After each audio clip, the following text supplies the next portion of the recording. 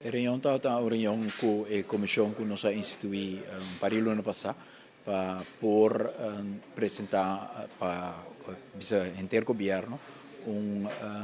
cifra e candidato de análise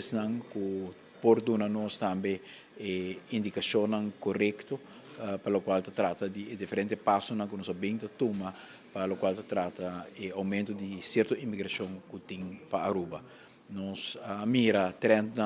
de aumento grande de certa imigração para Aruba no último tempo e nós mira também de Bacaia, nós mira de nos bairros e nós é importante para o departamento envolver com o departamento de imigração,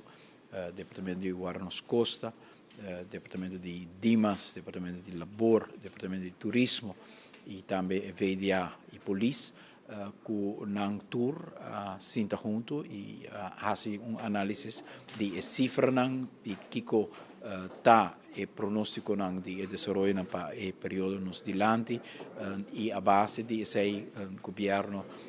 vai implementando diferentes passos e nós por ganhar também resultado de certo passo não que toma e que passo mais botem que toma para assegurar que a lei de admissão de Aruba está sendo respeitada, que nós podemos garantir tranquilidade e paz e que nossa indústria turística por seguir operar apesar que tem fenômeno que está algo novo para nós por atender toch de enquadra de mesma hospitalidade de nosso país, pero sim que regras hopi claro, hopi estricto também arriba nos lijnen de admissão e lijnen de estadia de Aruba e esforço aí nós está sendo de esforço nacional caminha com o Ministério, o Departamento está envolvido para ajudar-nos a caminhar aqui de forma mais correta, mais stringente, pero mais eficiente também de enquadra de hecho que nós estamos para a receber turista e receber imigrantes também e sempre nos pode fazer aqui de uma forma hospitalária, mas no mesmo momento também procurando para a segurança do nosso país e que a lei de admissão e estadia do nosso país seja respeitada e seguida devidamente. Tem um momento aqui, naturalmente, no qual nós mira de desenvolvimento está dando-nos certo sentimento de inquietude, no qual nós mira nos bairros, no qual nós mira tomando lugar em espaço público também, para mirar e em tienda não para mirar, pero na outra banda,